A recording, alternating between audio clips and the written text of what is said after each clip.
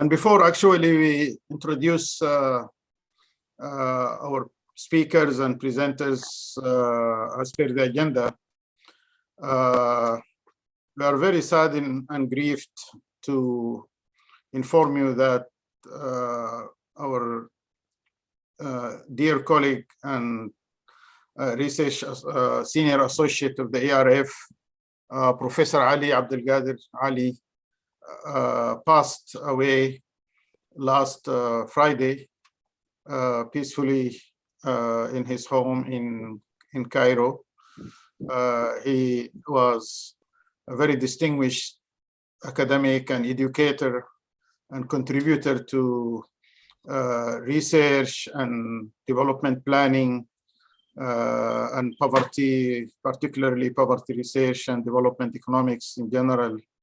And he was a great educator who taught at the universities in Sudan, and also who worked in the Arab region as well as in sub-Saharan Africa. And he will be sorely missed. He will be missed by many of his former students and colleagues and us here at the ARF. And I would like to request a moment of silence to supplicate and to pray for his life. And may Allah subhanahu wa ta'ala rest his soul in peace.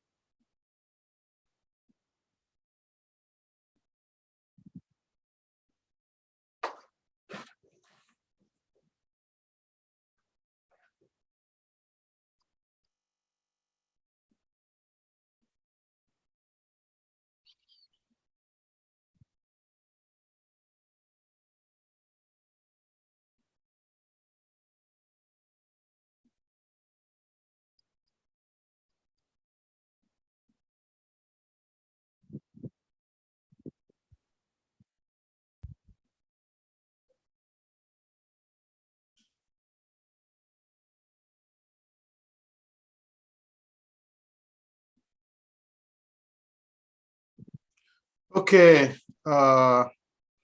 ladies and gentlemen, welcome you all, colleagues. This is the first session which I will be moderating. So let me first of all extend our thanks and appreciation to Samir and Raimundo for their management of this important project and for bringing us to where we are now with such interesting and important contributions. And let me go straight to the speakers. We have the first papers to be presented by Samir and Raimundo, the Arab uprising and the path to national peace and sustainable development. According to the agenda, they have 15 minutes, and then to be followed by a lead commentator, Dr. Samih Timan, TED University, Institute of Labor Economics, and of course, a research fellow of the ARF. You will have 10 minutes to comment or to lead the commentary on this paper. So Samir and Raimundo, you have the floor. Thank you very much, Ibrahim. It's really a pleasure to again see you all, although online. Hopefully next time we can see each other physically rather than simply online. Permit me first to say a few words about today's webinar. It is, as has been said, it is the fifth and culminating phase of the ARF sponsored research project on conflict and post-conflict transition into peace building and development in the Arab world. 4 previous components have been completed, the most recent one being the aftershock of the Arab uprisings, which Raimundo and I edited, and it will soon appear in published form by Routledge.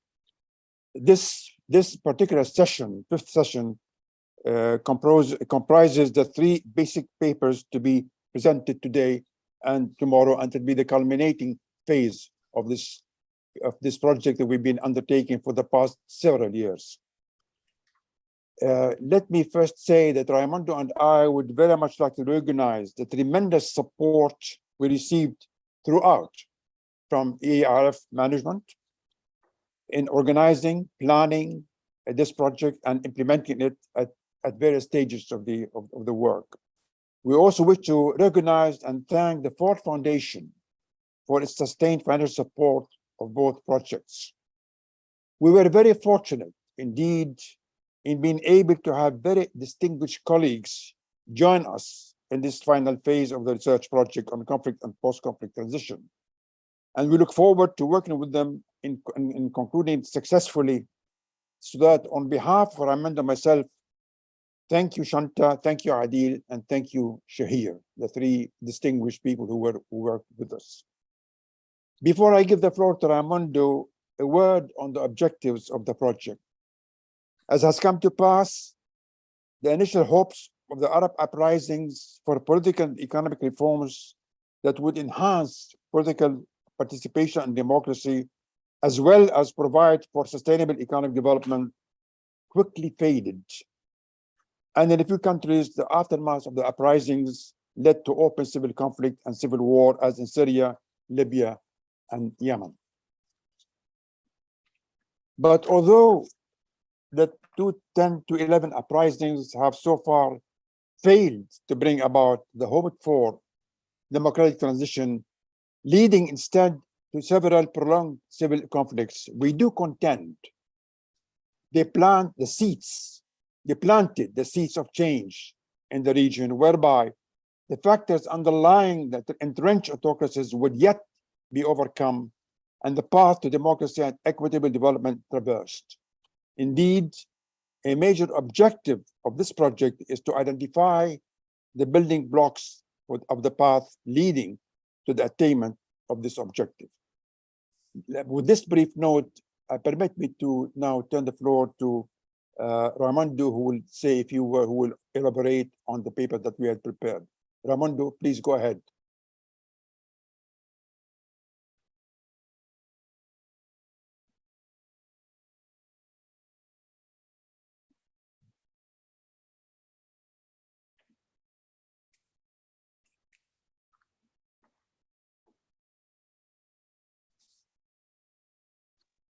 Raimondo, you need to unmute yourself.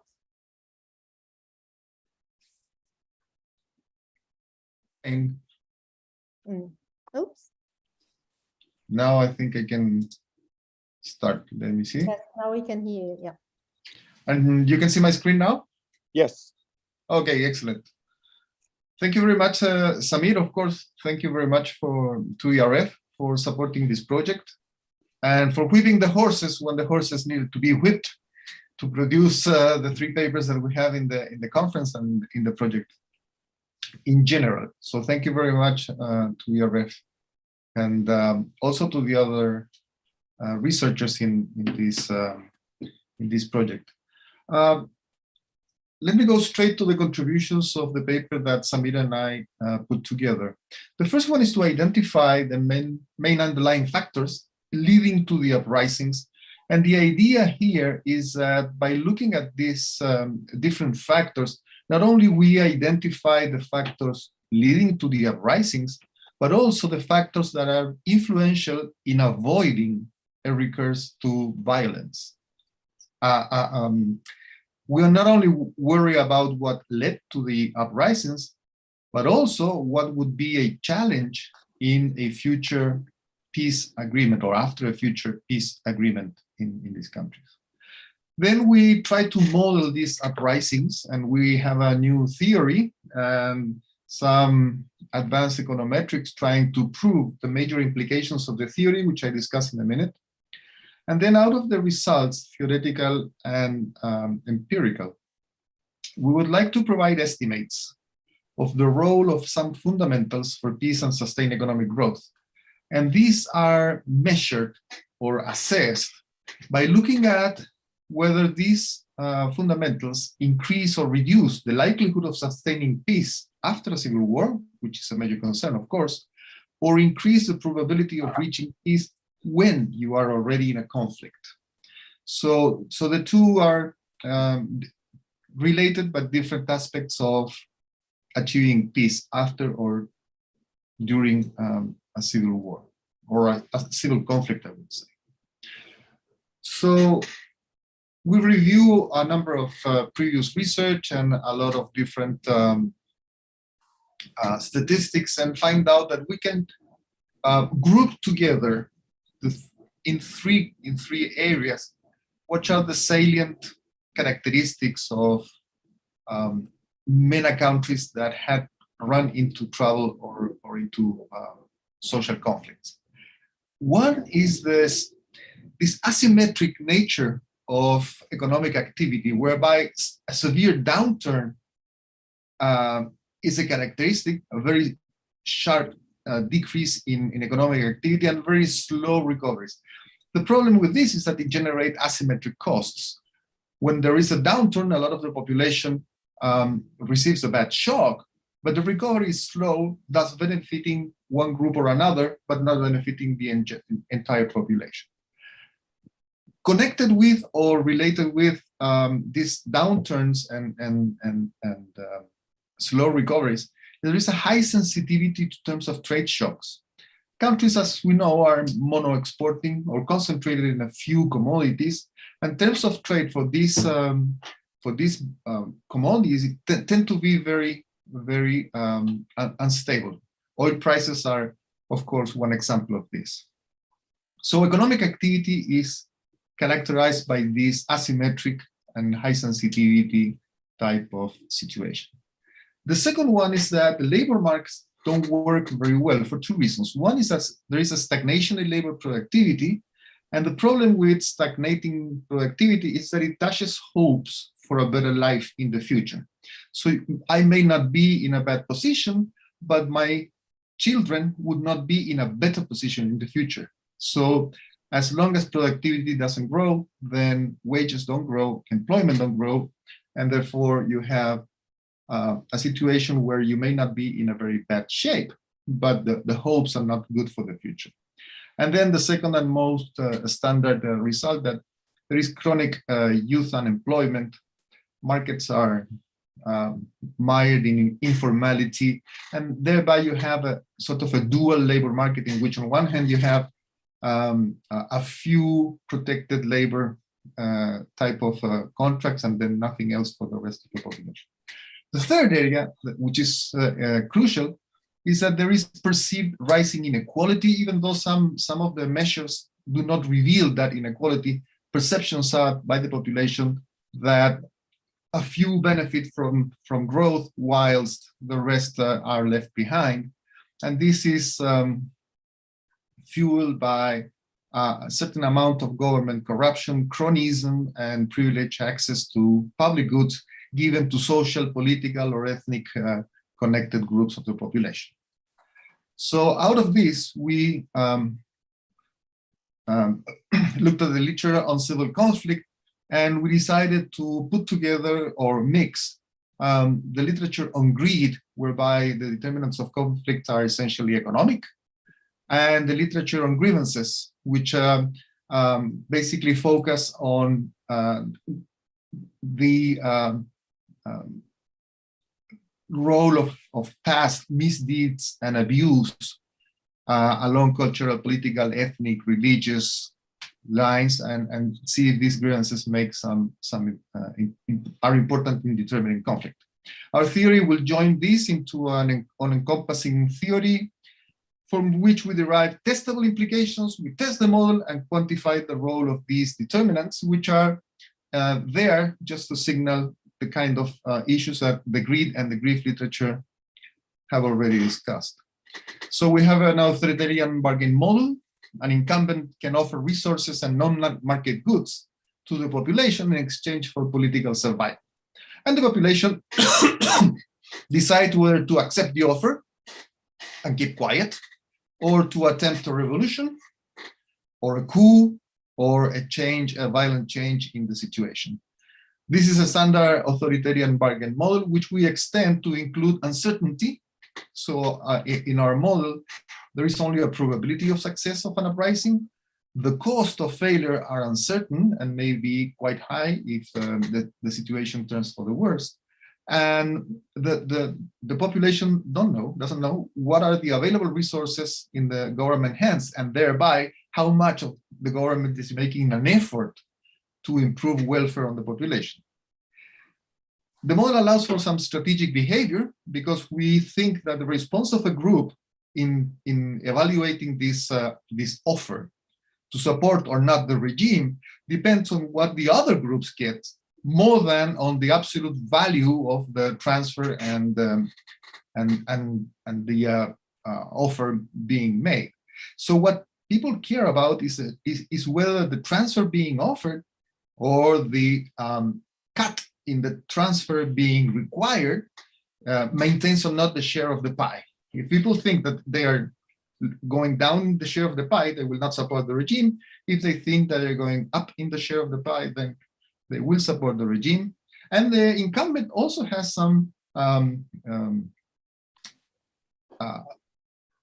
uncertainty about what he can do, because although he can influence the citizens, it has no control over them. And the responses of population are stochastic, probabilistic in a way. So we extend the model in that direction. What are the implications of the model?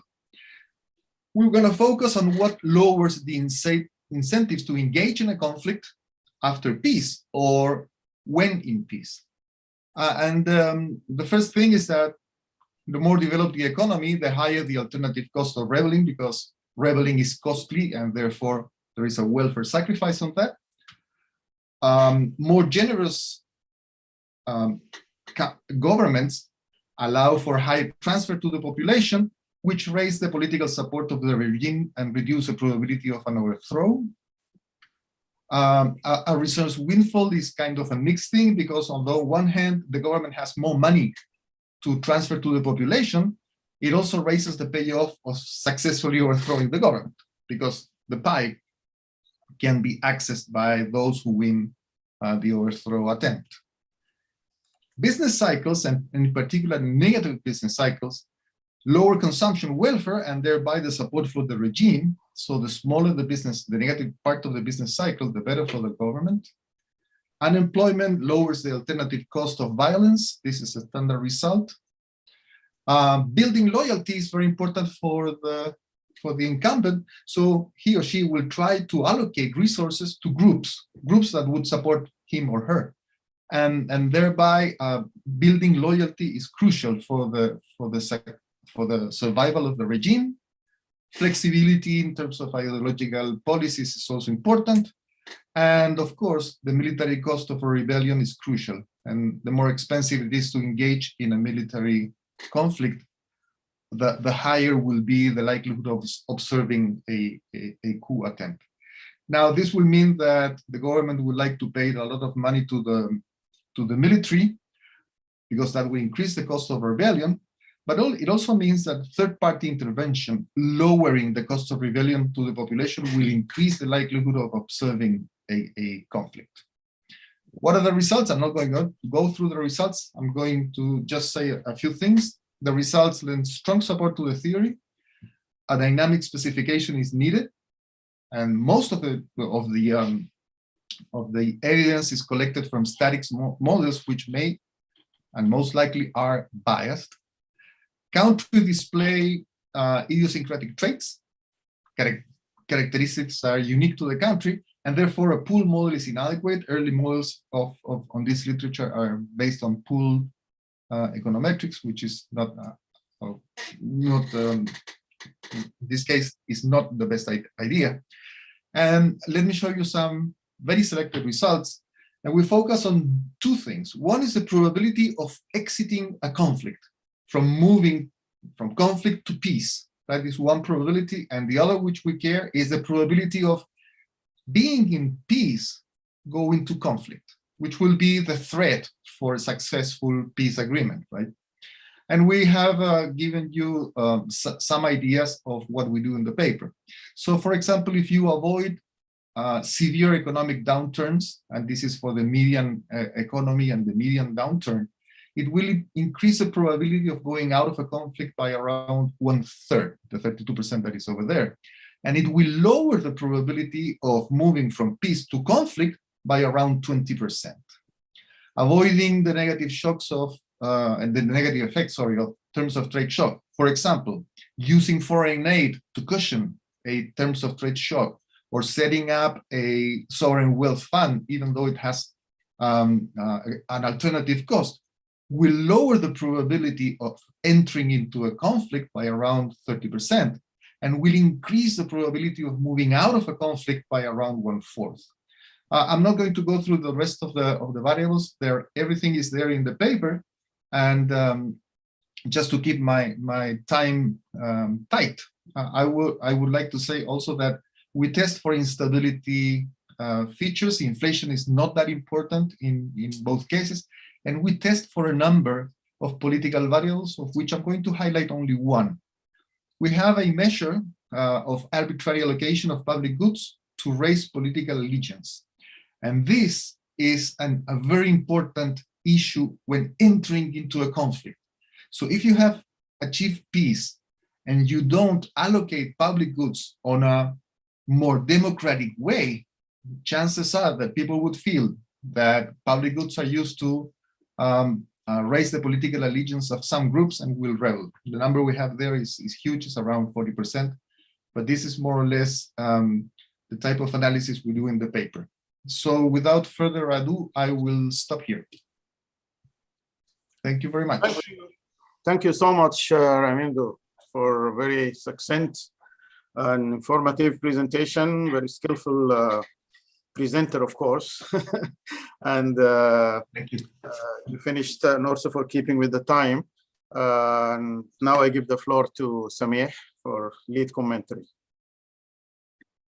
Thank you very much for inviting me to discuss this very interesting paper on a very important topic. And also thank you, Raimundo, for excellent presentation. So I think this is a very fine paper on the theory and empirics of a very difficult problem, mainly the conflict in the MENA region. Many countries in the region have experienced twin turbulence. By twin turbulence, I mean this is like two-dimensional turbulence, in both economic and political dimensions. And the form and consequences of this twin turbulence have been different across different countries in the region. And also the implications for the future are also different. But to an outsider, the entire set of events is called the Arab Spring. So it sounds like a set of uniform events, but it is not actually. I think the authors does an excellent job in their attempt to understanding different channels and mechanisms that have affected the underlying dynamics of conflict in the region, both in terms of economic and political perspectives. So the introduction of the paper presents a very nice exposition of three main topics. So this is the motivation part of the paper, the outbreak of uprisings, the turmoil that followed, and also varying political reasons to them. And then they use data, some cross-country, cross-region data, to document some facts and discuss some stylized empirical patterns. So they highlight the factors that influence the outbreak of the conflict, mainly to set the stage for the analysis of transition from conflict to peace and then peace to conflict. So they present three pieces of evidence. First one is a documentation of economic factors. They say that the ongoing stagnation, unemployment, low productivity, and inferior economic activity in the region was, if you look at the entire picture in the region, that might be driving force behind this conflict. And a second set of factors are political factors. They say that there's no significant progress in democratic institutions in the region prior to the Arab Springs relative to the rest of the world. So if you look at the political environment, there was also no satisfactory reform environment. And also, I think this is the most important part, the social inequality part, especially political exclusion idea. The authors argue that there was not enough progress in distributional terms. And the region could not catch up the peer countries. Of course, I mean, there was some progress, but in terms of levels, there was no catch up. So the progress was not sufficient to, generate a, satisfactory political inclusion story. And the authors say that, okay, I mean, these are nice, but these facts still cannot explain the heterogeneous paths. For example, why the region has, on the one hand, Tunisia and maybe Egypt, and on the other hand, Syria and Yemen, right? Of course, there is one common theme in the region. There is still political disequilibrium to varying degrees and definitions. And of course, maybe this can be understood by looking at a framework embodying multiple equilibria. And then they start from this idea, and then the authors construct a very simple but effective game theoretical model, mainly to explain the heterogeneity in preferences, policies, and other inherent characteristics of the society that leads to the choice of peace versus conflict. So the model starts with, a certain political structure. Governments make some decisions, and agents respond to these decisions, and the strategic interaction leads to either a choice of peace versus conflict. I think this is a very simple way of stripped down way of thinking about this issue. And also, I think this is a very good model to build on and also make it more complicated, because I think it can naturally be extended to a version that also includes possibility of sunspots, maybe switching maybe from peace to conflict, and then in the same environment to conflict to peace again. So I think the setting is rich enough to understand those changing patterns, even with the same fundamentals. So I think it was a quite interesting model. And then they go one step further. Then they test the theory using some data, using a certain class of dynamic discrete choice models, where the lag-dependent variable plays a key role in terms of putting some dynamics. So the main dependent variable is the probability of observing a civil war or not, and then they use certain set of explanatory variables like political, economic, and other variables. And then I think there are three important observations here. First one is lag-dependent variable matters. So the dynamic feature of the model is a good fit to the data. And initial conditions matter. I think this is very important because of the proving the heterogeneous nature of the problem. And they also say that using pooled data is oversimplification, which means that there is heterogeneity, and a panel dimension of the data set should be exploited.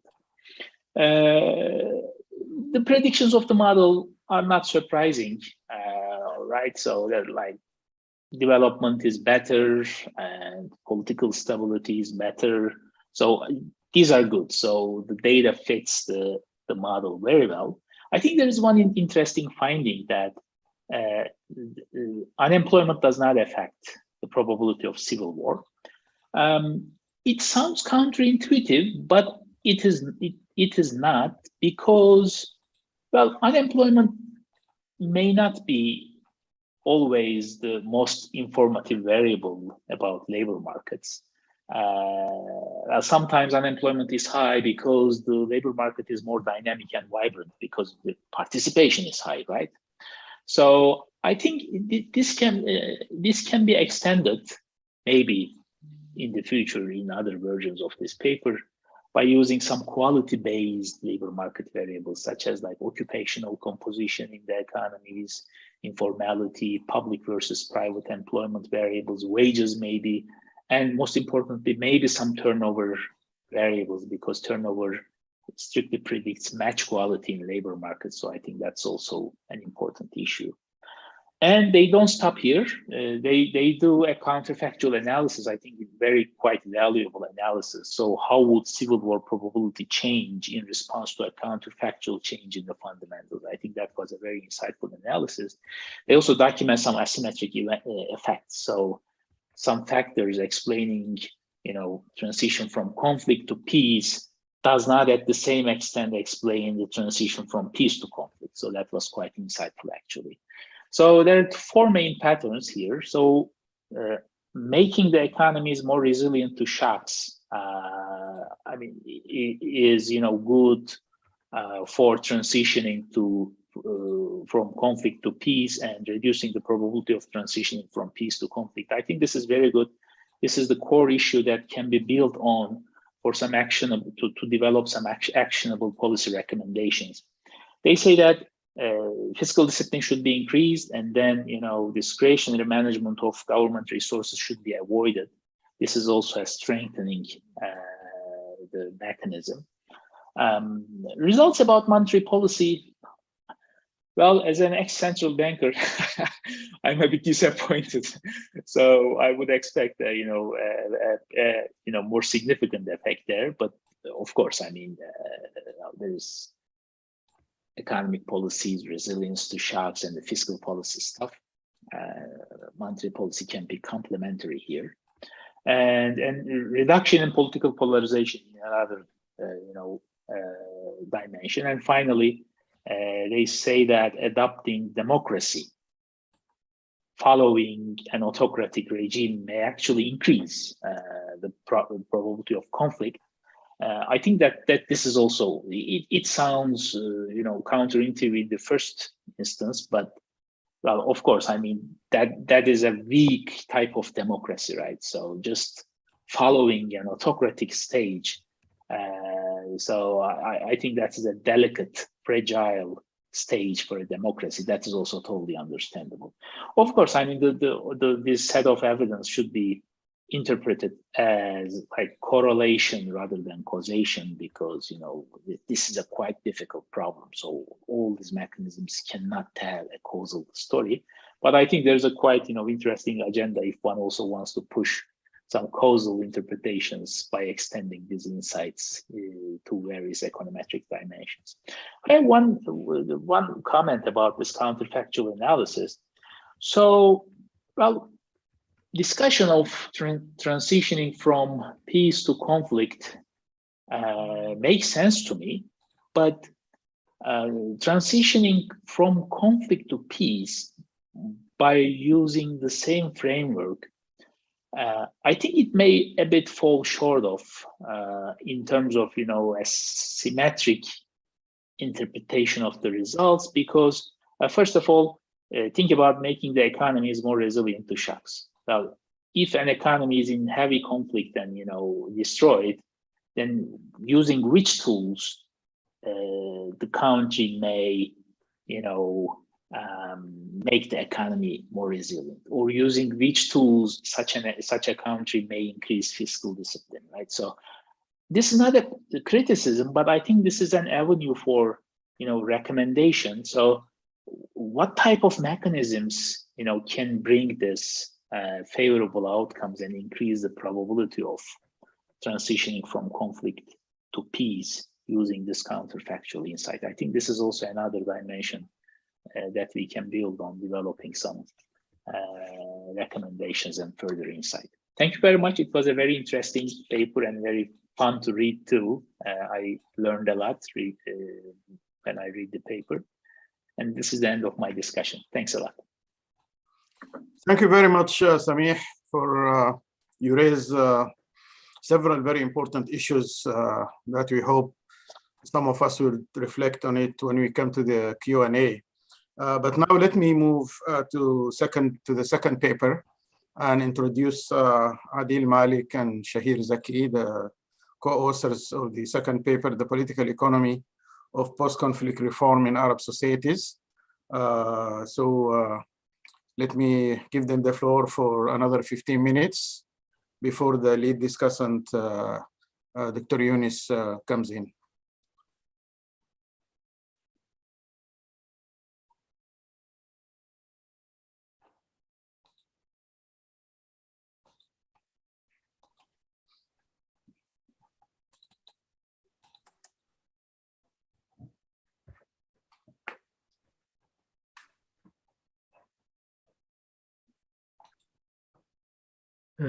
Dr. Rahim, Adil will start. So, okay. I don't know if he has a connection problem. I'll just check with him. Dr. Adil, I think you're on mute and you're off camera.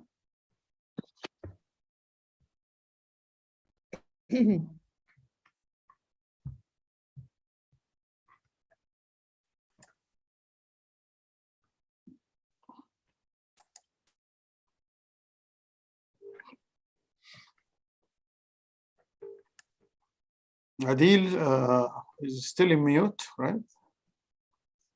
Yeah. Yes, Adil, you are in mute.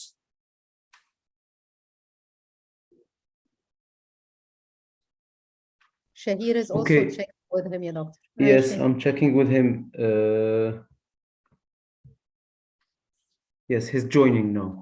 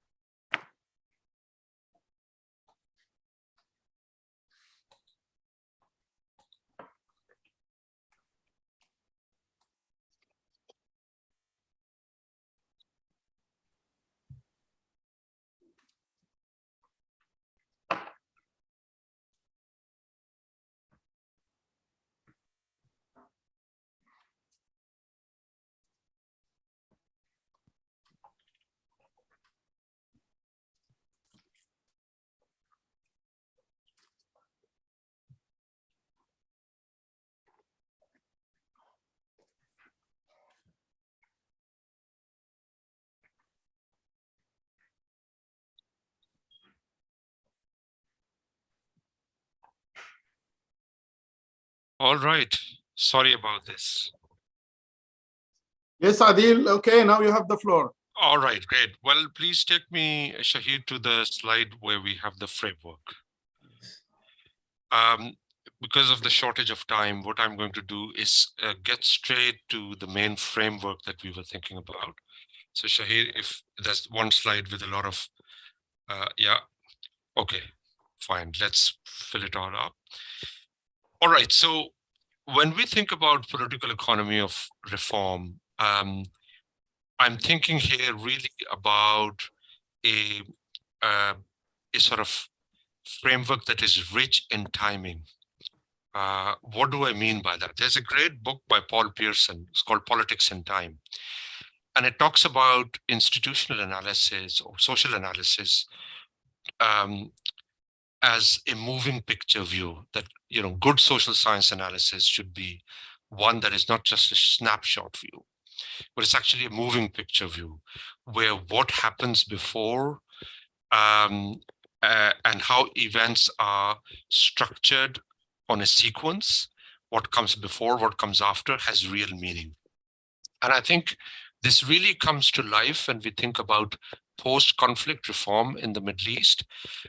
What happens before conflict, what happens during conflict, and what happens after conflict are all seamlessly interwoven with each other. Let me just think about this framework as sort of really consisting of 3 time periods. T-1 is sort of pre-conflict, is the time when you have to make some sort of intervention. It could be the time after the conflict as well, but it's the time where we are really making an intervention for a post-conflict stage. And then T+1 is some thinking about what happens in the future, right? So the actions that we take today, what happens in the future. Now, a key challenge for us in thinking about post-conflict reform is that a lot of the states that have suffered from protracted conflict, when they are thinking about emerging out of conflict, they face a lot of uncertainty, right? There's huge uncertainty about which paths the country might take. There's uncertainty in terms of economic and political outcomes. There are multiple paths and possibilities open. Now, this clearly has implications because a lot of the actors who are part of that conflict, part of that domain, they could be local or as well as international actors, are unsure about the different possibilities. And there are genuine, what we call in political economy, commitment problems. The commitment problems is really emanate from quid being separated from pro-quo. So I'm making a promise to you about future. And you know that given Adil's incentives, he has all the incentives to say the right things, but in the future, he might renege on his promises. So how do you create credible commitments is an absolutely central problem in all those states of the world where you are emerging out of conflict or you want to emerge out of conflict towards a post-conflict stage. That's extremely important because how do you create credible commitments? How do you tie the hands of different actors so that they are invested in a process is the core challenge of post-conflict reform. Given the multiplicity of actors involved, especially in the MENA context, there are regional actors, there are actors within countries. I mean, if you're thinking about Iraq, for example, you have a particular kind of distribution of population along ethnic lines, sectarian lines. If you're thinking about Syria, they're different regional, again, possibly sectarian, but it's sometimes overplayed, I think, but certainly a lot of regional and other dimensions. If you're thinking about Libya, again, there are many, many different factions and groups. And so when you move into that post-conflict stage, how do you coordinate? And there are lots of problems of coordination. Therefore, all the reforms that we are going to think about in the post-conflict stage should be the ones that really solve those challenges. Now, this should be informed by what happens in the pre-conflict period, because there are important continuities between the pre-conflict stage and the conflict stage. In fact, if you look at the economy of the pre-conflict, of the conflict period, it's usually a recalibration of the pre-conflict economy. It becomes more informal. There are more smuggling networks. A lot of the activity moves into the shadow economy, but the underlying sort of rules of the game, underlying institutional environment sometimes is persistent. So when we think about post-conflict reform, you have to look at each of the specific case and look at how power is distributed prior to conflict. And when we think about power, there are different ways to think about it. I mean, there's, of course, how economic power is distributed, how is political power distributed, how are coercive capabilities distributed. And we need to think about what are the formal and informal institutions, what types of actors are involved, because all of these sort of categories in the pre-conflict stage are going to impact how political economy evolves during that stage. And there are many scenarios here because in a way, the pre-war institutional structures can persist. Stephen Haidman has done, for example, a lot of work on Syria, on Iraq, on Lebanon as well. He talks about the way in which the pre-war institutional structures basically recalibrate. The same rules of the game remain, and there are different actors emerge. There's different constellation of power, but there's a lot of continuity between the pre-war economy and the war economy. Another possibility is that the pre-war institutional equilibrium is broken, which is rarely the case. It's more either A or C, where either there's a lot more continuity or there's more hybrid arrangement. Some institutional elements persist while others are changing. So if that is the case, we are informed by the past, we pay attention to what's happening during the conflict phase. Then when you think about post-conflict order or reform, you have to be really careful that a lot of the reforms taken at that stage can either reinforce pre-existing inequalities or they can create new inequalities.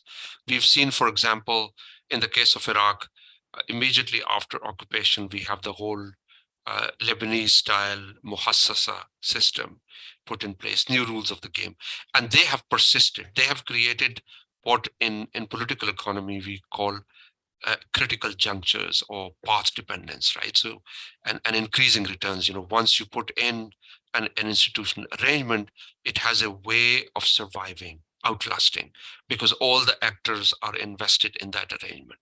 And we've seen that in sort of muhassasa-like arrangements. So what you do immediately in the aftermath of conflict, in the post-conflict stage, can lock in over time, right? And so any post-conflict reform that we think about, we have to be careful about leaving a long-term continuity, a long-term pattern that will persist. Now, one issue that Shahir and I really tried to deal in the paper, is to give a more nuanced approach to thinking about institutional design.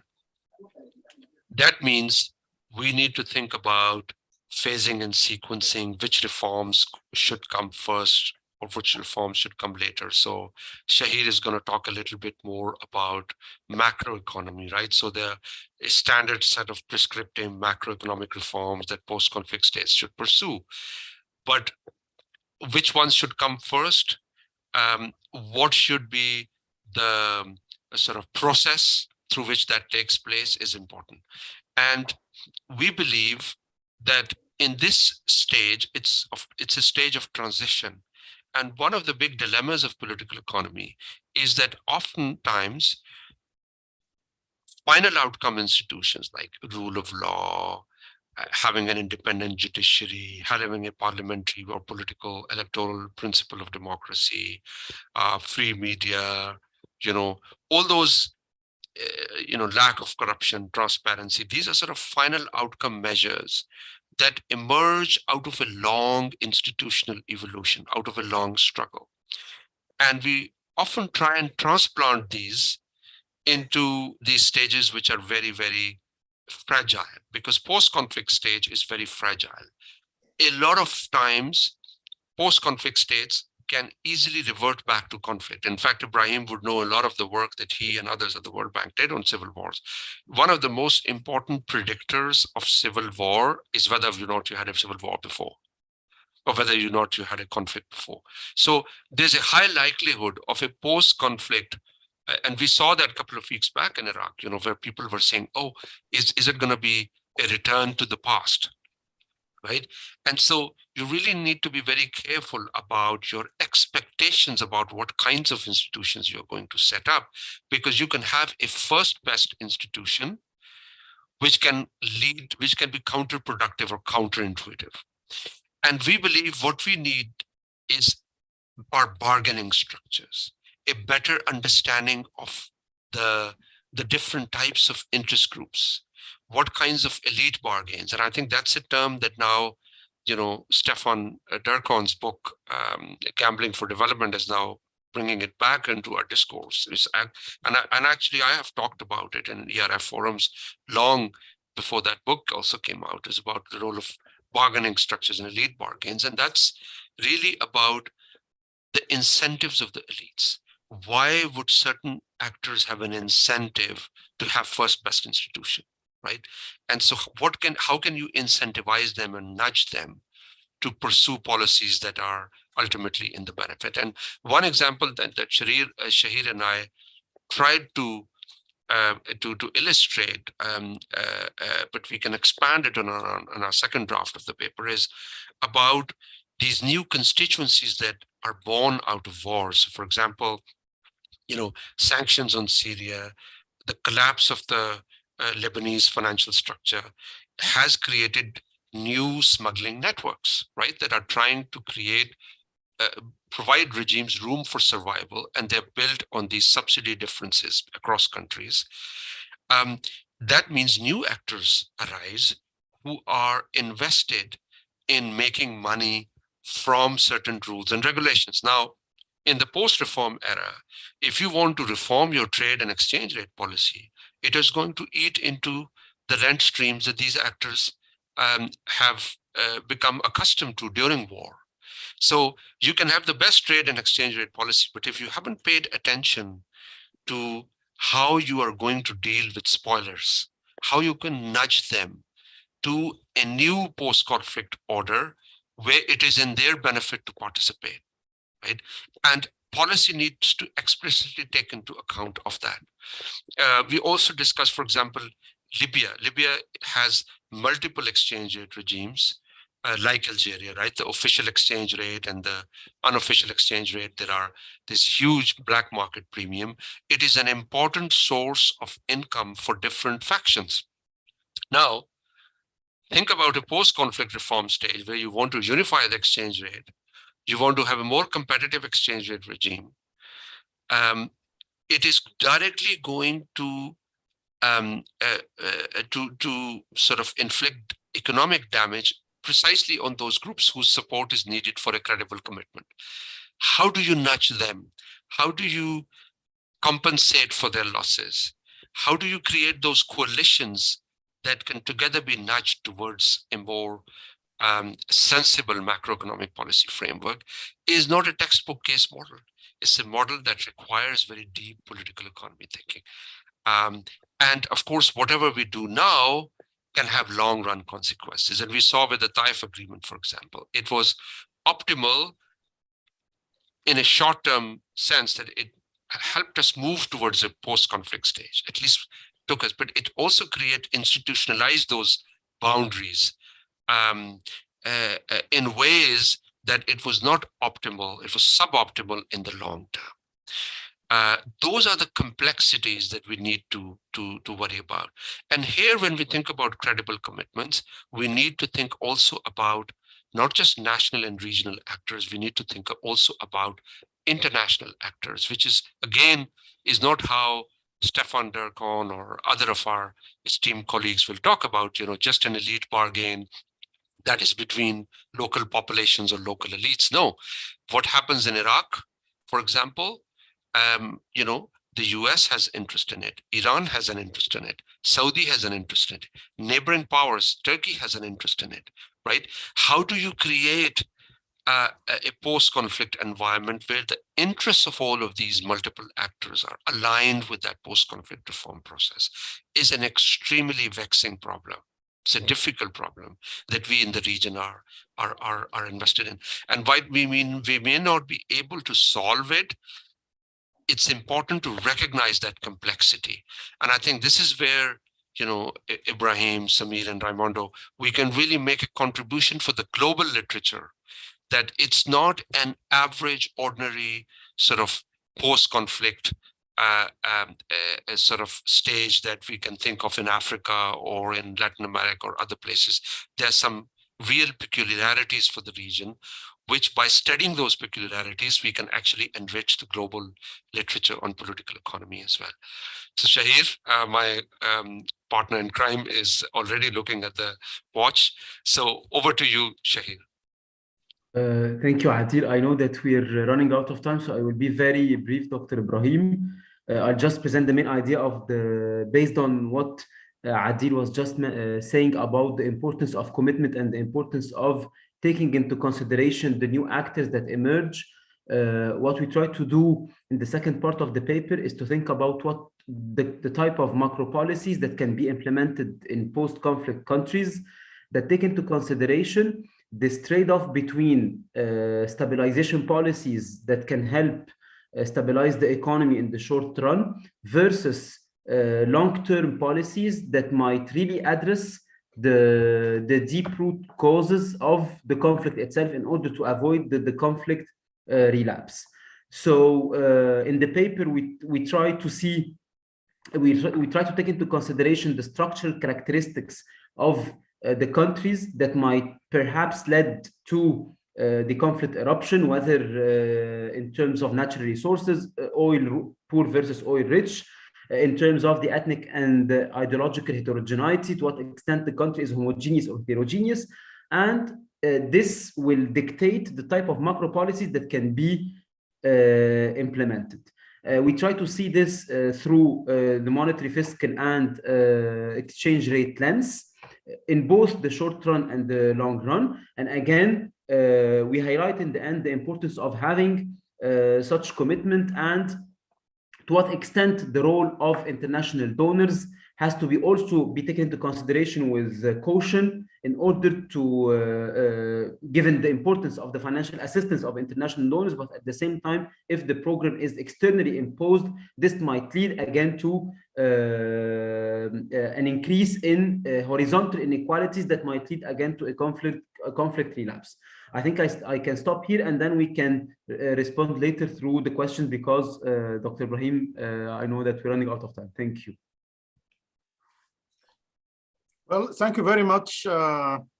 Certainly, I think you will have time to say more about the macroeconomics aspects according to the typology that you presented, which obviously will give you a chance to say a little bit more. So let me now ask Dr. Yunus to come in to give his lead commentary. Okay, thank you, Dr. Ibrahim.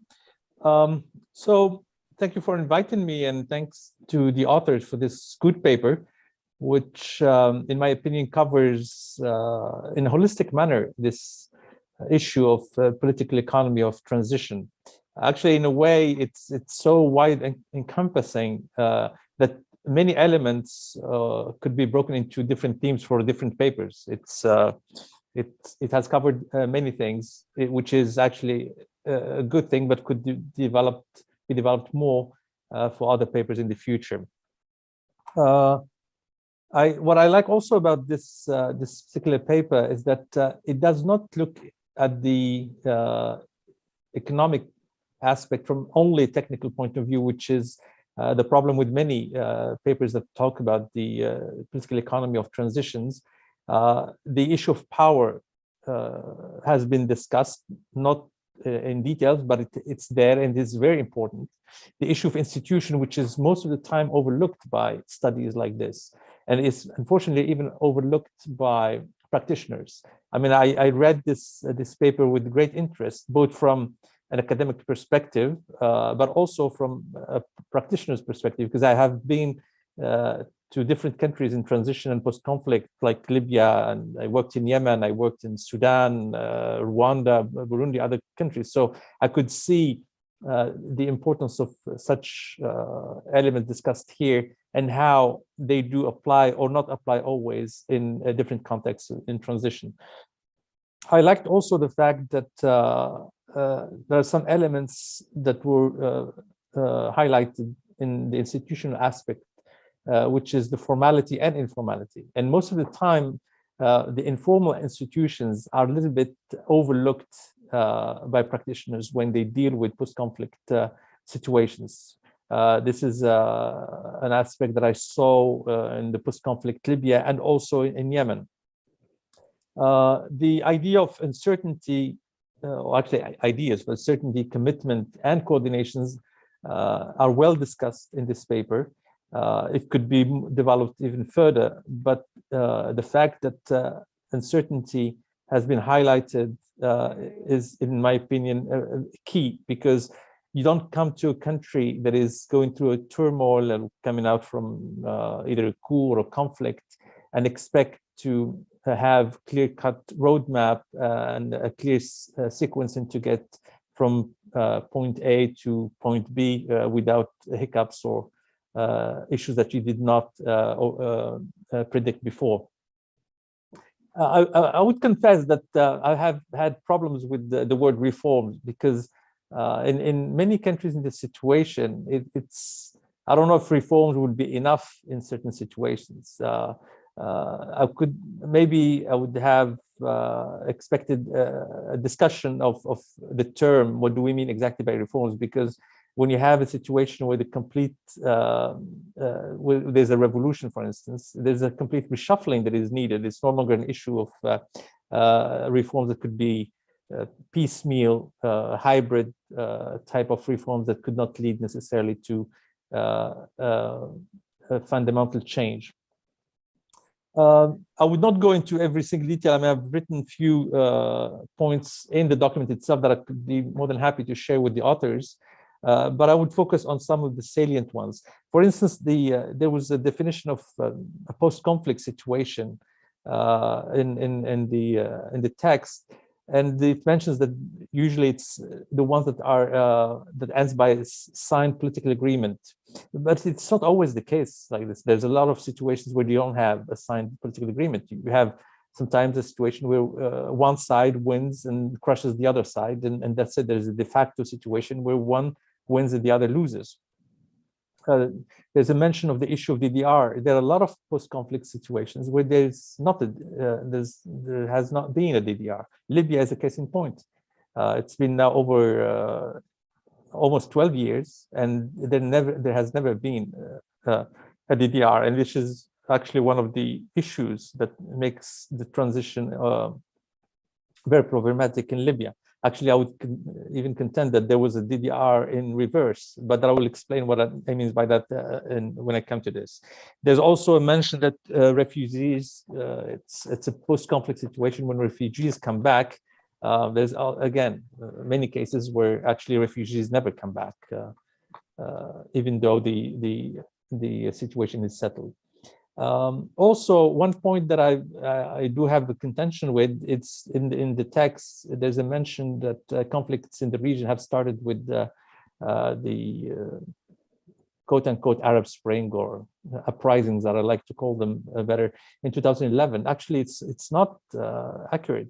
Conflicts have started before that. I mean, you have conflicts in Sudan, you have Somalia, you have Iraq, you have Palestine. There are many cases where. So I think it's not accurate to just limit time-wise the eruption of conflict in the region just with the 2011 situation. There's also mention of social contract and there's a reference that the social contracts were broken, the post-independent social contract. I do contend that actually, I'm not sure there has been any social contracts in many countries of the region post-independence. There was just a de facto situation where people were not asked what they want. There was no clear-cut agreement between the elites who ruled and the people, what type of social contract. And that's the problem. We have good constitutions in certain countries on paper, but actually there is a problem with the social contract, and there is high time that this is discussed. Among the reasons that were, and that's one of the things I like about this paper, that it mentions the overdetermined nature of conflict. It is not one particular root cause of conflict. It's usually a multi or several different type of elements that lead to conflict. Among them, the governance deficit or the institutional arrangement. And I would have liked to see more emphasis on regional and international geopolitics, which play a major role in this. I understand that both authors mentioned them during the presentation, and I agree with them, but it could have been highlighted more in the paper. Also, there's a good focus on, as I said earlier, on the question of institutions. And this is a major problem in most countries of the region. But I would ask the question here, when in the paper they discuss institution, it does not discuss the situation where actually the institutions do not exist anymore, at least the formal one, when they have been destroyed, or when the institution become themselves a bone of contention, where they are captured by that party or the other and then they become a subject of conflict. Give an example, for instance, the central banks. Now you have this problem in Libya, and you also have it in Yemen. The oil-producing companies that are usually belong to the state, you have the same problem now in those countries where different sides fight over the control of these institutions. And this then begs the question: is when you're talking about having institutional arrangements and putting in place policies, who decides to make those policies? Who is in charge, and what legitimacy do they have to put in place those policies? There's also a good point that was highlighted in the paper on that post-conflict reform should be designed and implemented with a longue durée perspective in mind. This is very important, and I do thank the authors for highlighting this, because from a practitioner experience, I have seen the mistake that usually is made, because when the international community is trying to intervene, usually you are pressed by time and you want to get quick fixes to the problems to stabilize the situation. And then in that case, you end up taking or making decisions for power sharing, for instance, or for getting the economy back on track. And those decisions may look fine at the particular point in time, in the short lapse of time, but actually would be detrimental in the long perspective. And Dr. Adil just gave the example of the Taif agreement in Lebanon, and this is a good case in point. Also, the issue of spoilers and losers, for instance, because when you have a revolution or an uprising and the arrangement of power changes, you do have those losers. How do you deal with those? Because you will not be able to implement any serious reforms and make sure that new institutional arrangements are put in place if you do have a situation we have winners and losers, and those spoilers could at a certain point come back to haunt you.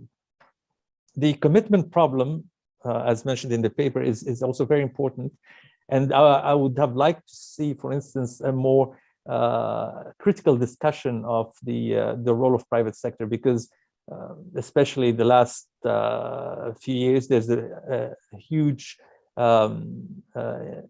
insistence on the role of private sector in post-conflict reconstruction, and I do have an issue with this emphasis, because usually private sector for me is not the best suitable actor to lead or have a leading role in the post-conflict reconstruction phase, especially because it does not have usually the same interest or same perspective on the post-conflict situation, and do not have necessarily in mind a long-term perspective, because it's usually a short-term gains, and these usually take the country in the wrong direction. There's also a good distinction between stabilization and structural policies. This is very important, and the paper does a good job in dealing with this. There is a situation actually when the stabilization policies become structural, and that's a problem. That's what I mentioned earlier when I said DDR in reverse in Libya. In 2012, Mustafa Abdel Jalil, who was leading the transition, made the fateful decision back then to give salaries to what he called the rebels, because they, in a way, to thank them for the effort to topple the regime. And that has created a number, thousands of new rebels that never really took part in any effort.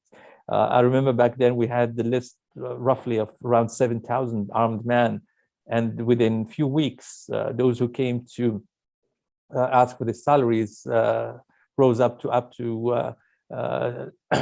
200,000 and more.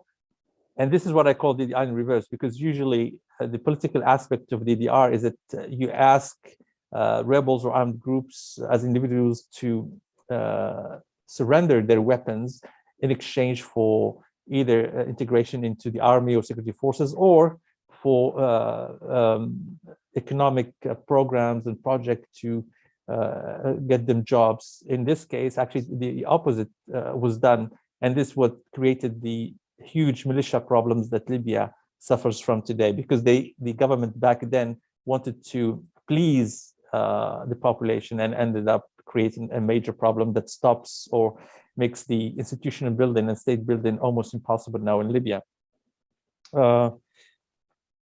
Okay, I don't want to go into a lot of more details, but two more points. There was a classification in the paper of countries, group 1, group 2, 3, and 4, and I do have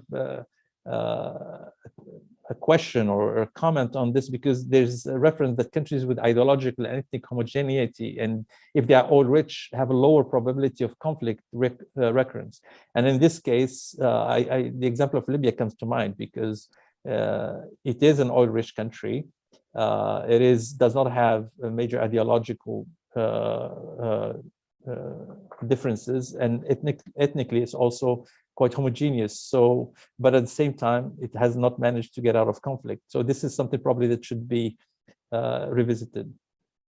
My final point is that I would have loved to see that discussion on other constraints in terms of post-conflict policy options in terms of macroeconomics. And these are two things. It should have probably discussed the issue of sanctions. We see, for instance, in Libya, there is the issue of sanction, and also we see it in Yemen, and the issue of asset freeze. I mean, Afghanistan is a good case in point, and also Libya, because there's a number of accounts and funds that could be used for the development of these countries that are still frozen. So I think while this paper really asks the right questions and cover this theme in a very solid way, it could look into some of these details that I just mentioned. Overall, it's a good paper. Thank you.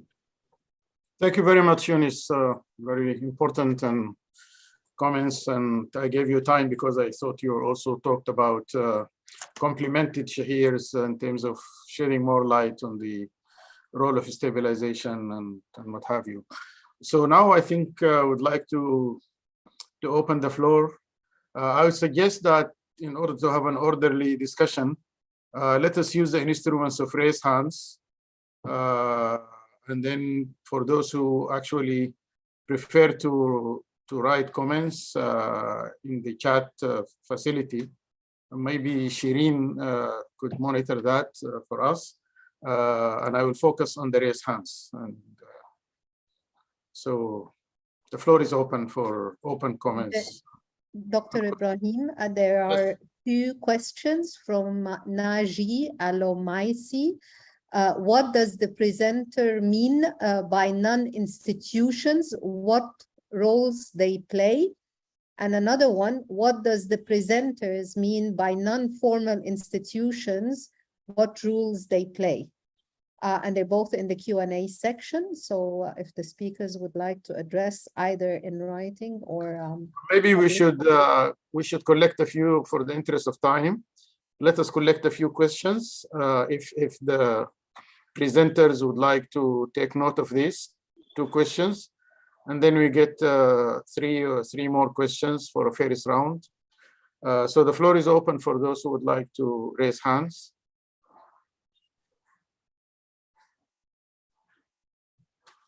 Yes, Samir, okay. Yeah, thank you, Ibrahim. The presentations were extremely useful, and I'm sure that Ramon and I are going to benefit a lot when we start thinking of revising our own paper as well as the volume that we intend to prepare. But I do have one question to Samir. Samir made a point about this business of transition from peace to conflict and conflict to peace. Whether Samir, I mean, what do you have in mind, Samir, that the two are really asymmetrical, that one cannot possibly talk in the same vein between transiting from peace to conflict and from conflict to peace? Or if you think so, what are some of the things you ought to take into account when we discuss this issue? And I have a question for Adil and Shahir, if I may. The question of reforms and the idea of the possible and the realistic, and the what is realistic, what is ideal. Should we really talk about two separate sort of models? One, what we think is ideal from our point of view as academicians, and the other one, what is possible from given the political reality of the situation. I mean, for example, when I think of Lebanon, Adil, you talked about Lebanon, and I mean the interesting thing about Lebanon is that at one point we had an excellent exchange rate system, an exchange rate policy, with terrible government, terrible, politics. And the question, how do we combine these? I mean, should we go all the way, or should we accept what you call a political reality of accepting reforms, but in the context of possibly a non-good governance or non-democratic system? That's all. Thank you, Brahim. Okay, so let us go give now the floor to the presenters, Samir and Raimundo, to be followed by Adil and Shahir, including to respond to the lead commentators if they would like to. Obviously, I'm sure they will take note of all of the comments, but to the extent that they need to respond to some of them, as well as the questions by Samir to the commentators, will give them another chance if Samir is around. So Samir and Raimundo would like to respond. Samir, you're the boss. What's you go first, and I'll go afterwards if you want. Go ahead. Okay, good, no problem. Great. First of all, thank you very much for very kind and generous comments by Samir. Really, he did a wonderful job of highlighting the contributions of the paper and made very good comments along the way. I would like to concentrate on two, mainly because I teach econometrics, and therefore this kind of comment that he made at the end of a presentation are very close to my heart. So he said, look, there's a difference between correlation and causality, and you have to be very careful when you're extracting conclusions not to confuse one and the other. I totally agree with him, and I have two answers to that. Both are very unsatisfactory, but here they are. The first one is we try to use as much as possible lags of the variables in order to have instruments. These are time series variable instruments are available. So we did a lot of work trying to avoid the mechanical issue of having reverse causality.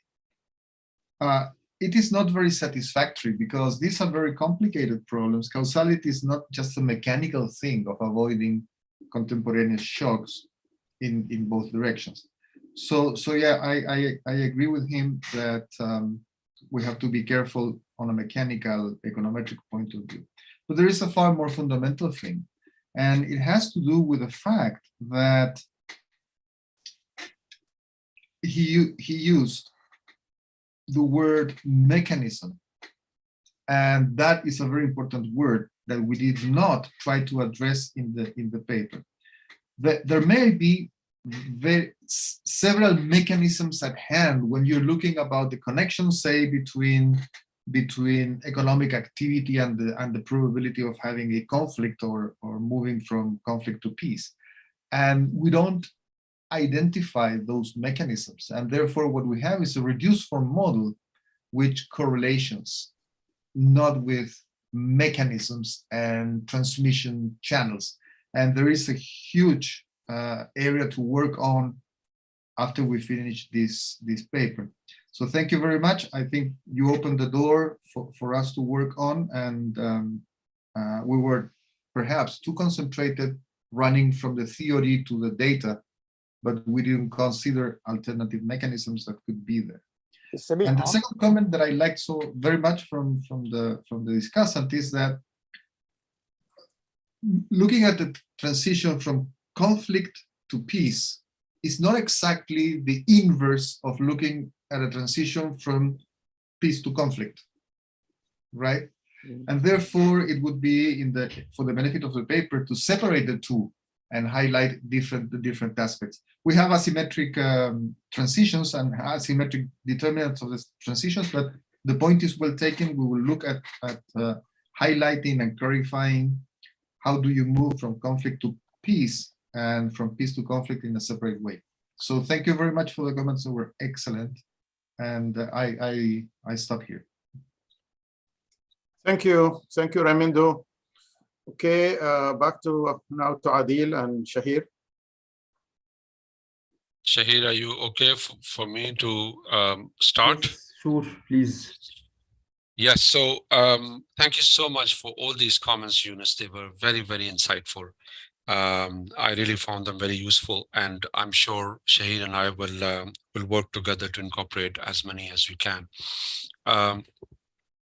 Look, the paper is basically a scoping paper. So the idea for us, the main contribution of the paper, we hope, is to highlight the complexity of what we're talking about and to highlight the temporal approach, the uncertainty, the commitment problems that arise in it. And so in that sense, it's holistic, it's ambitious, but it wants to set out the larger stage, the larger canvas.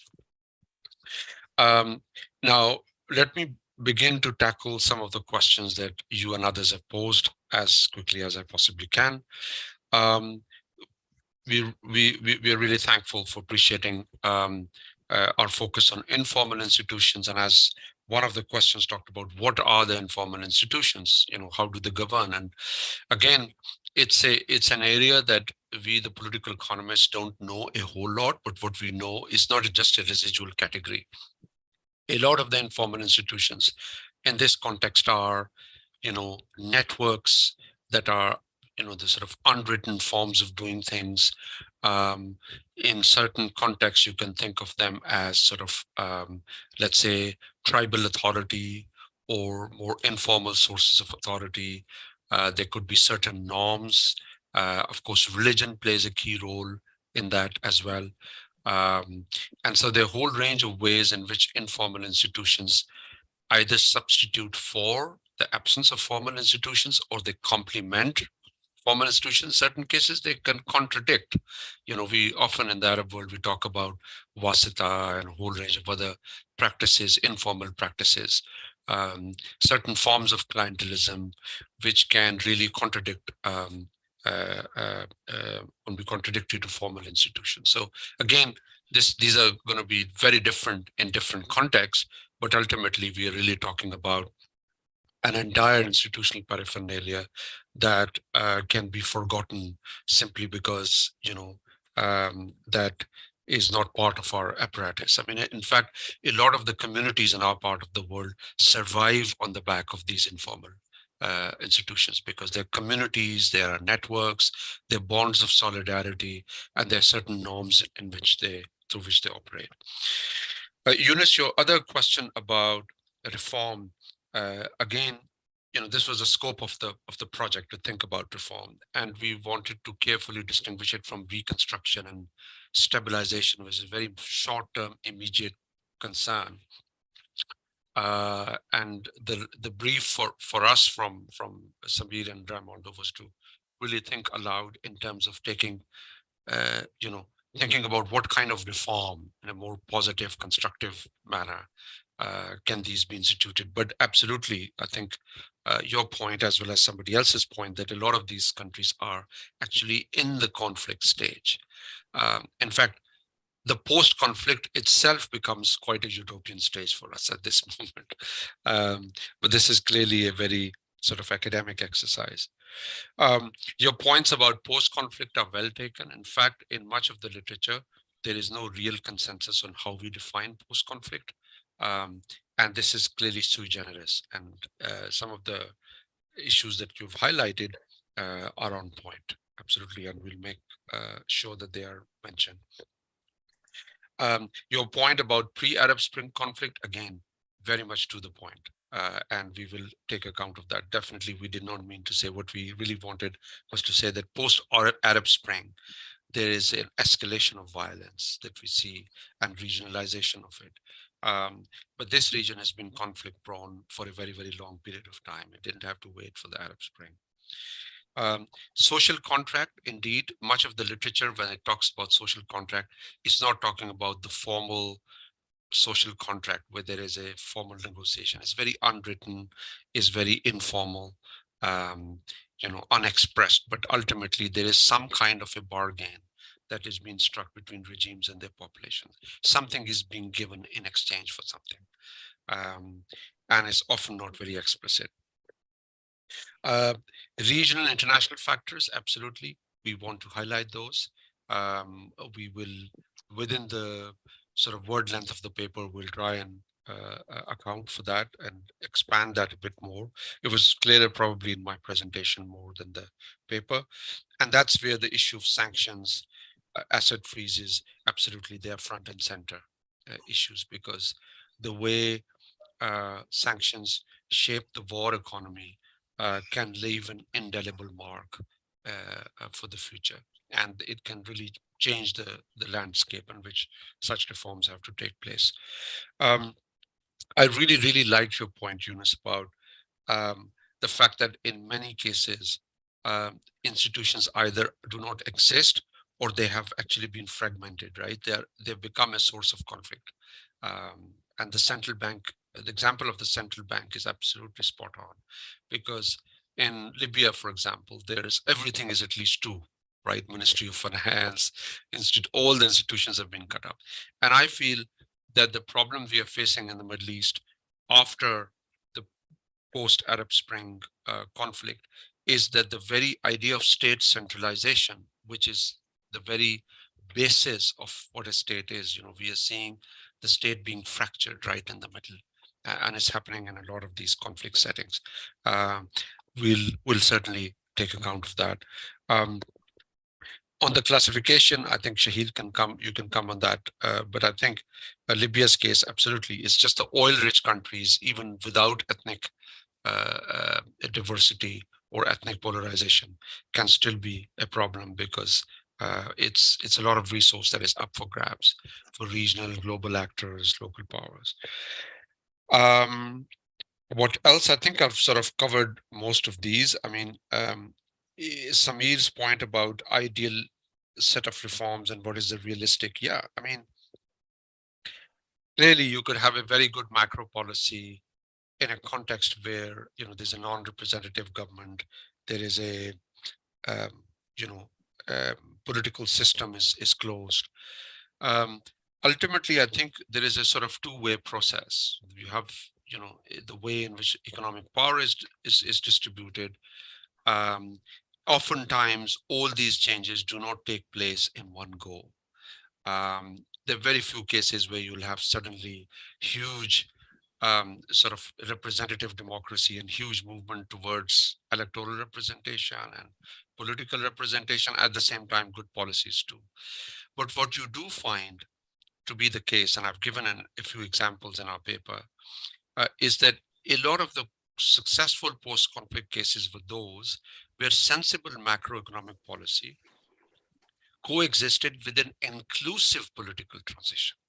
Even if it's not a representative one, a more inclusive political transition. And that's where you build bargaining structures, you create a coalition that has a vested stake in taking the country into a more useful long-term trajectory. Now, of course, in Lebanon's case, that inclusivity usually, typically came with consociationalism, and we are dealing with some of the problems of that particular kind of inclusive arrangement. But more generally, the more inclusive a political arrangement is that brings in different groups onto the table and get them to agree on more sensible reform plan is something one would like to see. I'll stop there. Shahid, maybe you could add if you want to add anything to that. Thank you, Adil. You addressed everything. I just want to add one point on the country's classification. Just to clarify that, I mean, in the case of Libya, we're not saying that ethnical or ideological homogeneity will not lead to a conflict, but what we're just saying that given that we are tailoring macro policies based on the structural characteristics of the countries, so these two different characteristics have to be taken into consideration: to what extent the country is oil poor or not, and to what extent there is ideological and ethnical heterogeneity versus homogeneity. So in other words, all these countries, they can suffer from different types of conflicts, but once we are going to choose the type of macroeconomic policies that will be in place, these two dimensions have to be taken into consideration. That's it, and I think for the rest, Adil addressed most of the comments, and I totally agree with you that from a macro perspective, it's very important also to take into consideration the role of sanctions and the role of asset freeze, given that they might affect, foreign reserves, they might affect exports, and all of this will have an impact on fiscal policy and exchange rate policy. So thank you so much, Yunus, once again for very constructive feedback. And over to you, Dr. Ibrahim. Thank you very much, Shahir. Just trying to read. I think there are two comments. Right, Shireen, would like to share them with us?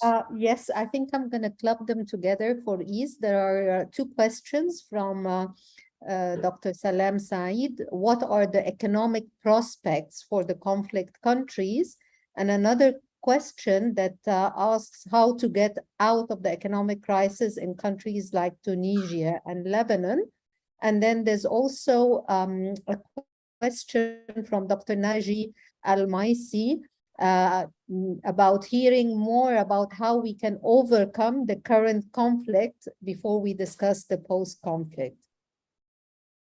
Back to you, Dr. Ibrahim. Right. Are there any other questions from the raised hands? Well, Ibrahim, may I make one simple comment, additional comment? This refers to something that Yunus mentioned when he was commenting on the paper of Adil and Shahir.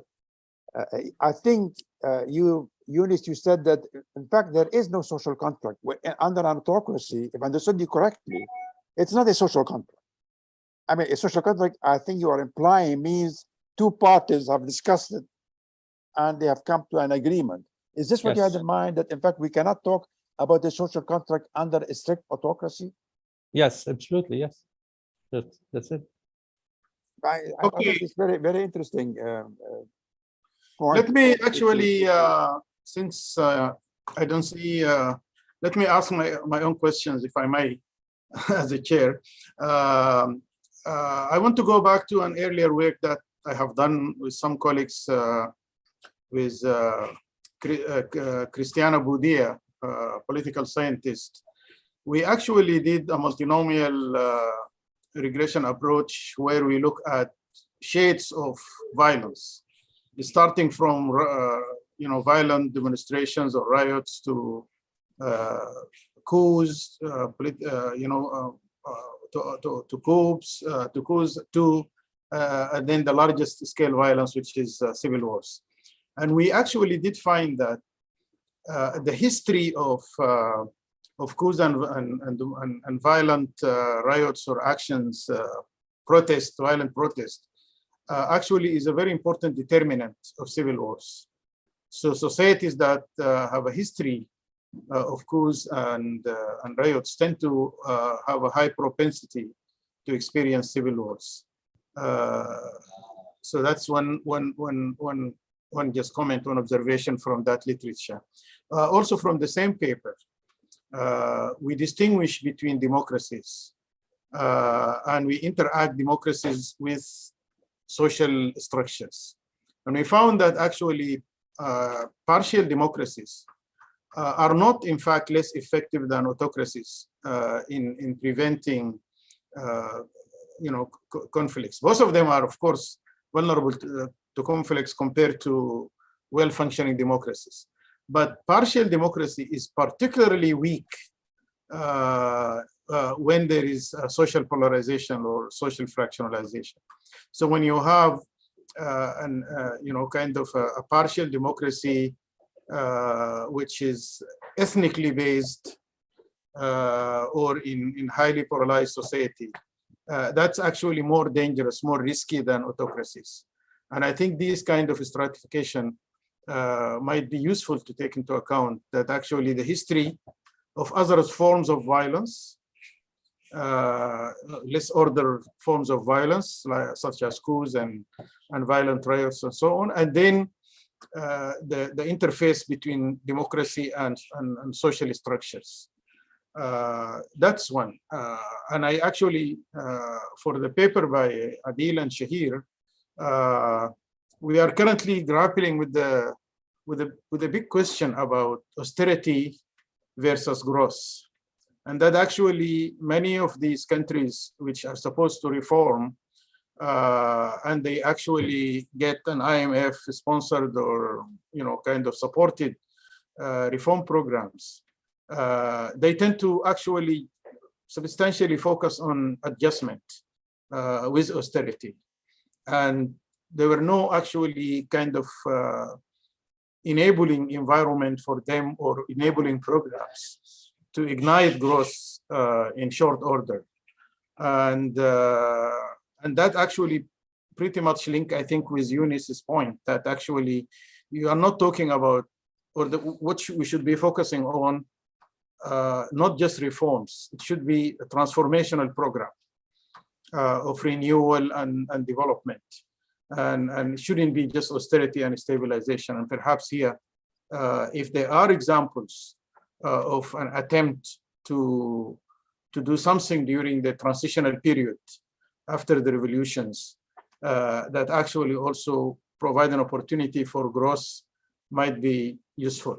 Then finally on this paper, which of course Adil knows very well, the point I wanted to say is about the Alex de Waal's framework, analytical framework about the political marketplace. And that actually, countries can be quite risky when it moves from a centralized kleptocracy, where the incumbent regime has a central control on resource distribution, to some sort of an oligopolistic type of command on resources. And he actually used this framework for the case of Sudan, where during the oil era in Sudan, the decade of the oil from 2000 to 2011, Omar al-Bashir actually had centralized control on the oil rents, and he was using that in order to actually distribute rent in a way that maximized the chances of the regime to remain in power. But then the real downfall of the regime started when the South seceded from the rest of Sudan, and took 75% or 80% of the oil resources, and no longer Sudan was an oil surplus economy that can actually generate rents and foreign exchange and so on.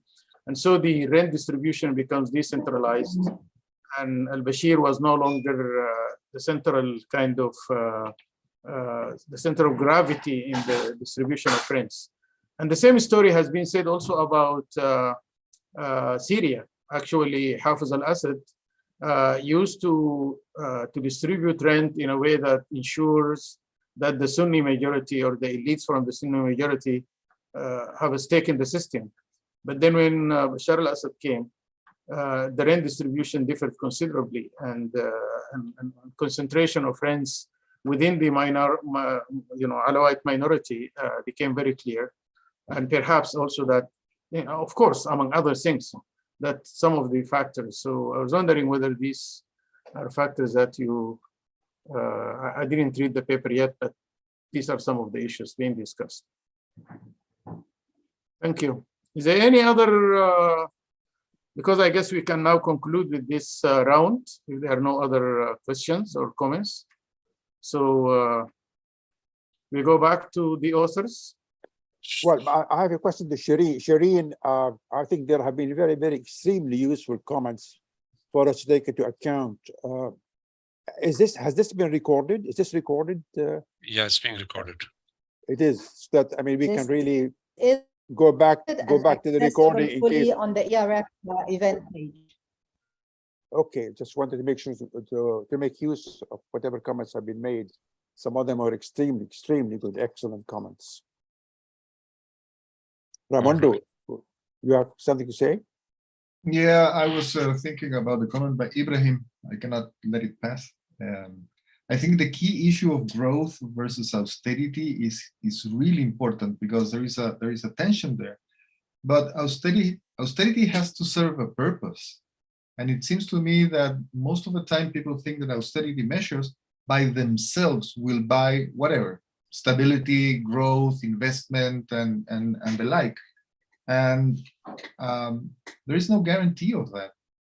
So perhaps, according to our results, fostering growth right after the peace settlement might be far more important than trying to keep the fiscal accounts balanced or avoiding instability.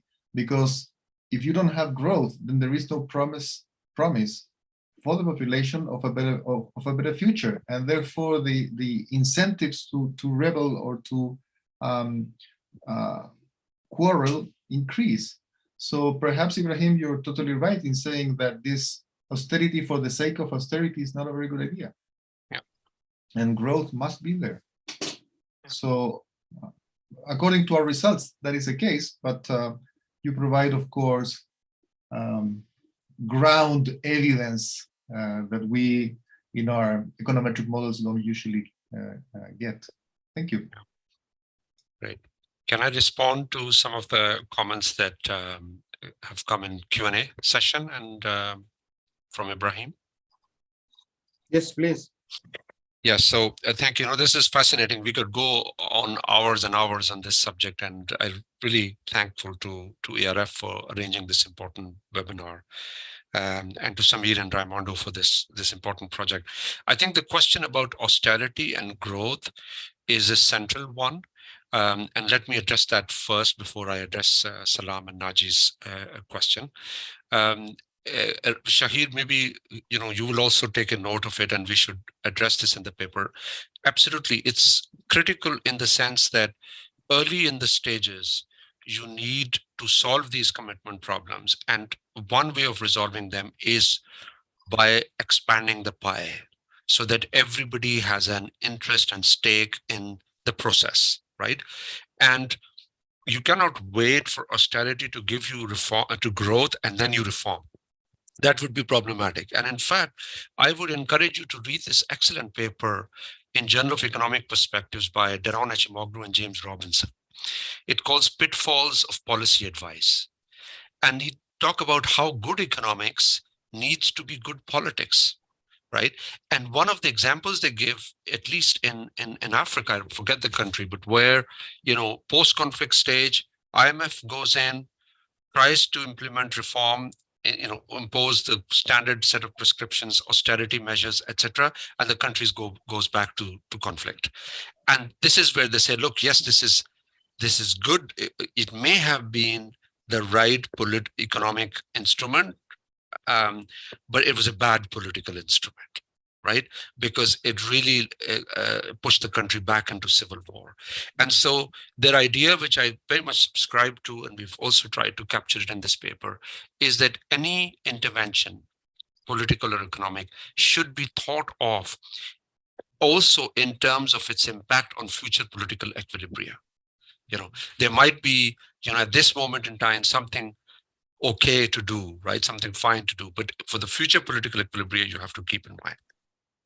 Now, one example that I presented in one of the ERF seminars in Cairo was that of Eastern Europe. It was not coming out of conflict, but at least in terms of the transition phase, Eastern Europe's political transition was made possible by the market access that was provided by the European Union. It solved the commitment problem. They said, well, you have to introduce more competition. You have to have policies for private sector development.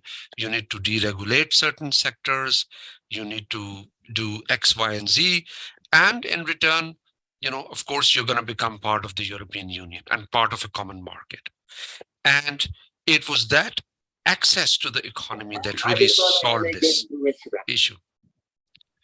Now, somebody asked the question here about Tunisia, and one of the issues that I feel are very relevant to Tunisia is that it made a successful political transition, but there was nobody in the region and outside to underwrite its economic transformation, right? It was all left to deal with its own. If there were $15 billion, $20 billion package organized by regional partners and international donors saying, you've done the politics right, here is the big package for growth, but you need to curtail cronyism, you need to implement these reforms, you need to create better sort of space for private sector development, and then you get access to money. It would have unlocked, that process. And so clearly we need an economic approach to thinking about problems. Now, I'm reading a fascinating book by Christopher Blattman on why we fight, right? On peace and conflict. And it doesn't talk much about the Middle East, but obviously one key idea which is relevant, particularly for the region, very close to my heart, is the whole idea about economic interdependence.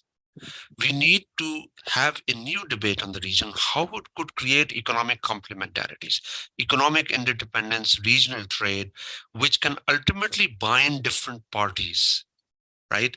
And help them surpass this violence trap. Because, we are in that cycle where nobody has a real incentive to cooperate. And we have to really shift to that new equilibrium. So ultimately, the questions that are being posed here in Q&A box are very big. I'm very humble, still trying to understand how we could overcome conflict. But I think one of the things that we do need is a new economic plan for the region, a Marshall Plan of sorts. The difficulty here, though, is that both authoritarian power in the region, as well as geopolitical forces that have a stake in the region, have typically relied on oil revenues and conflict to keep the status quo alive through divide and rule politics. Yeah. And with that, it is extremely difficult to break that equilibrium. And we see that in Lebanon. I mentioned this in the previous webinar as well. That you have many, the Italians are there, the French are there, the Turks are there, Russia is there.